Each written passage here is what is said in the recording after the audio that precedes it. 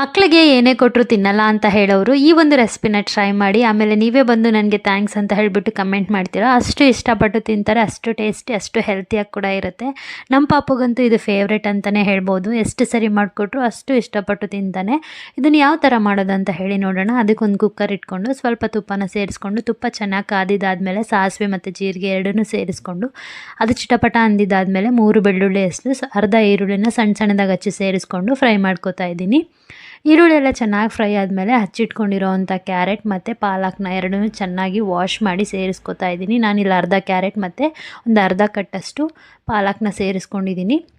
ಇದನ್ನು ಹಾಕ್ಕೊಂಡು ಒಂದು ಹಸಿ ವಾಸನೆ ಹೋಗೋರ್ಗೆ ಒಂದು 5 ನಿಮಿಷ ಫ್ರೈ ಮಾಡಿಕೊಂಡು, ರುಚಿಗೆ ತಕ್ಕಷ್ಟು ಉಪ್ಪು, ಸ್ವಲ್ಪ ಅರಿಶಿನ ಪುಡಿ ಮತ್ತು ಸ್ವಲ್ಪ ಖಾರದ ಪೌಡರು, ಧನಿಯಾ ಪುಡಿನ ಸಹ ಸ್ವಲ್ಪ ಸೇರಿಸ್ಕೊಂಡಿದ್ದೀನಿ. ನೀವು ಖಾರ ಇಂಟ್ರೊಡ್ಯೂಸ್ ಮಾಡಿಲ್ಲ ಅಂದರೆ ಖಾರದ ಪುಡಿನ ಸ್ಕಿಪ್ ಮಾಡ್ಕೊಳ್ಳಿ, ಆಯಿತಾ.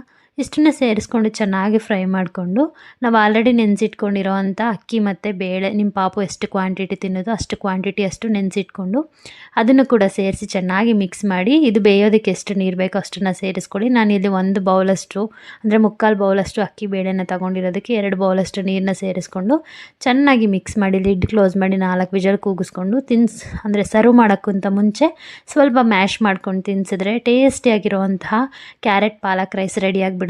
ನೀವು ಕೂಡ ಟ್ರೈ ಮಾಡಿ. ಆ್ಯಂಡ್ ಇದೇ ಥರ ವೀಡಿಯೋಸ್ಗೋಸ್ಕರ ನನ್ನ ಪೇಜ್ನ ಫಾಲೋ ಮಾಡ್ಕೊಳ್ಳಿ.